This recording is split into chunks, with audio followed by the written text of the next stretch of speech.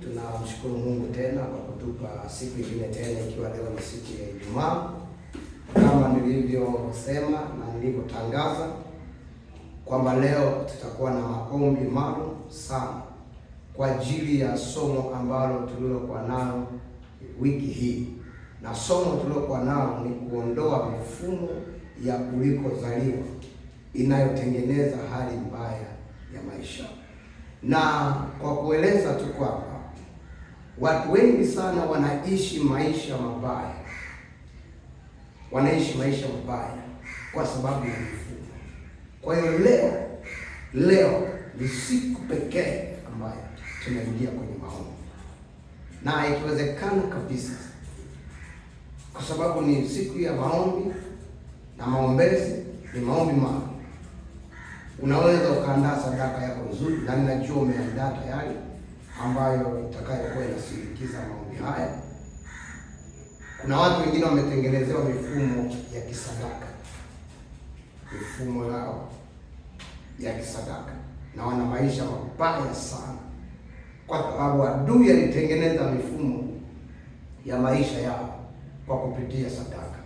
Kwa hiyo ili uweze kutoka huko, lazima pia na wewe uje na sadaka pia. Ni muhimu sana na itakusaidia. Tuombe. Baba, katika jina la Yesu na kwa damu ya Yesu Kristo, asante kwa sababu wewe ni Mungu, hakuna aliye kama wewe. Tukufu ni wa kwako, heshima ni za kwako, katika jina la Yesu Kristo anaye mwana Mungu aliye hai. Asante kwa ajili ya siku nyingine tena, siku ya Ijumaa, siku ambayo ya maombi. Bwana Mungu, tutakapoingia kwenye maombi, tufungue Bwana, tusaidie Bwana, tutetee Bwana, tupiganie Bwana, katika jina la Yesu na kwa damu ya Yesu Kristo. Utukufu ni wa kwako, heshima ni za kwako, katika jina la Yesu Kristo, amen.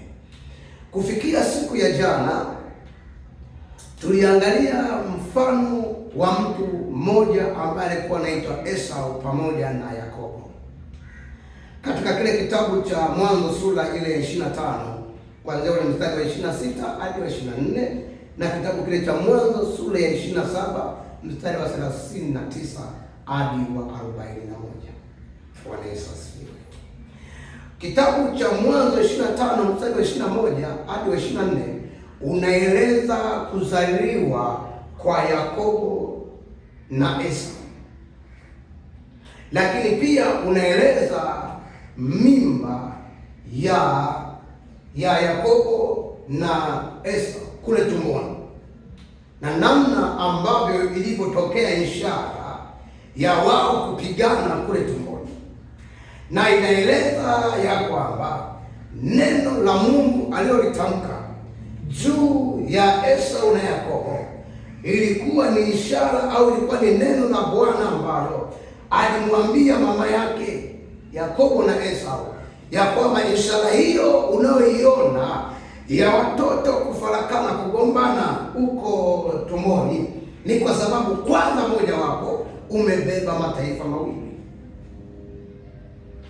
Lakini ishara nyingine, ishara hiyo uliyoiona, jambo lingine ambalo litakalo kutokea kwa kupitia hiyo ishara, kutatokea mafarakano kati ya mataifa mawili au makabila mawili.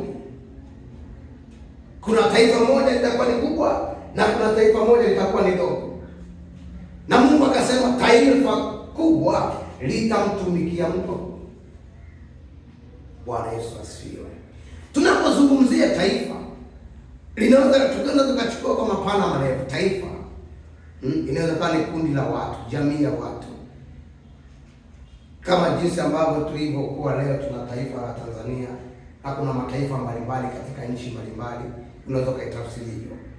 Taifa ndani yake kuna watu, ndani ya taifa ndani yake kuna watu, lakini mtu mmoja anaweza akasimama kama taifa. Kwa nini? Kwa sababu atazalisha taifa lingine, na taifa lake litaitwa taifa. Bwana Yesu asifiwe. Na ukisoma kitabu cha Mwanzo sura ya 27, fikiria pamoja na mimi, tangu ugomvi umetokea tumboni kwenye kitabu cha Mwanzo sura ya 25. Ishara ile ya kugombana imekuja kuonekana kwenye Mwanzo 27. Kwa hiyo najaribu kufikiri tangu kwenye Mwanzo 25 mpaka hadi 27, maana yake hapa katikati waliishi vizuri,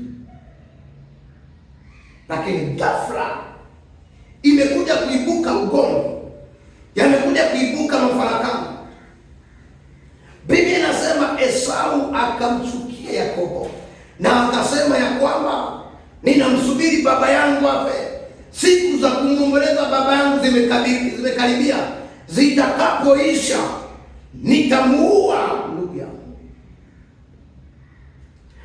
Kipindi ambacho Esau na Yakobo wapo kwenye tumbo la mama yao, Mungu hakusema ya kwamba Esau atamuua Yakobo. Mungu hakusema Esau atampiga Yakobo. Mungu hakusema Esau atamchukia Yakobo. Mungu alisema taifa na taifa litafarakana, kabila na kabila litafarakana. Ndicho Mungu alichokisema. Kwa hiyo najaribu kufikiri kwenye tumbo la mama yake Esau na Yakobo, Mungu alitengeneza mfumo, na shetani na yeye akaja akaingiza mfumo wake kwenye mfumo wa Mungu pale pale. Bwana Yesu asifiwe. Mfumo wa shetani ulikuwa ni Esau kumpiga Yakobo mpaka afe, lakini mfumo wa Mungu tangu Esau na Yakobo walipokuwa tumboni, mfumo wa Mungu ilikuwa ni mataifa mawili kufarakana. Bwana Yesu asifiwe. Bwana Yesu asifiwe. Ninataka nikuoneshe kwamba najaribu kufikiri kwamba mafarakano na ugomvi wa Esau na Yakobo haukuanzia duniani, bali ulitengenezwa mahali walipozaliwa. Kuna mifumo ya shetani iliingizwa kule. Wamezaliwa hawajagombana, maisha yameenda hawajagombana, mpaka wamekuwa watu wazima, wamekuwa watu wakubwa, wamekuwa watu wanajitambua, ndipo unaona ugomvi unainuka, ndipo unaona chuki zinainuka. Hujawahi kuona kwenye familia kipindi ambacho mlipokuwa watoto mlipendana sana, hakuna aliyemchukia mwenzake, hakuna aliyempiga mwenzake, hakuna aliyemsema mwenzake, hakuna aliyemuua mwenzake, lakini baada ya kukua ghafla kitu cha magomvi kinainuka, kitu cha mafarakano kinainuka. Okay, haujawahi kuona kipindi ambacho baba anakaribia kufa watoto ndio wanaanza kugombana, mama anakaribia kufa watoto ndio wanaanza kugombana? Au hujawahi kuona kwamba baada ya baba kufa, ni kuna watu mifumo yao, baada ya baba kufa, huku watoto wanaobaki wanaanza kugombana, na wakati mwingine sio kwa sababu wanagombania mali, hapana. Kuna familia zingine baba anakufa, amekufa hana kitu chochote, mpaka ndiye anakufa hakuna kitu chochote alichokiacha, lakini huku watoto wanaanza kugombana.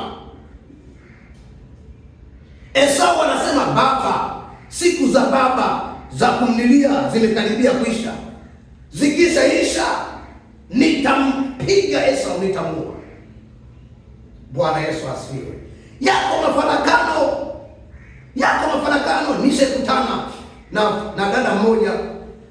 Nishakutana na dada mmoja, mkoa mmoja, nilienda kufundisha semina. Baada ya mafundisho akaja akanifuata ofisini nilipokuwa nimepelekwa, akaomba appointment aweze kuonana nami ili tuweze kushare na kuombeana.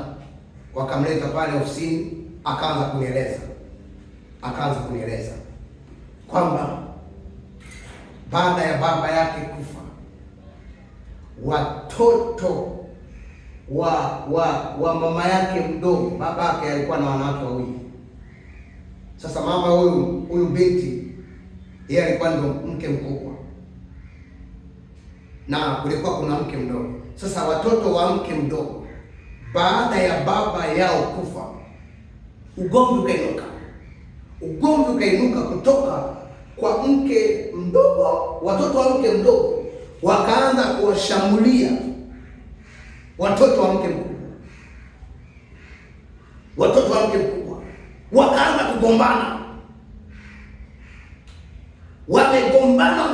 wamegombana.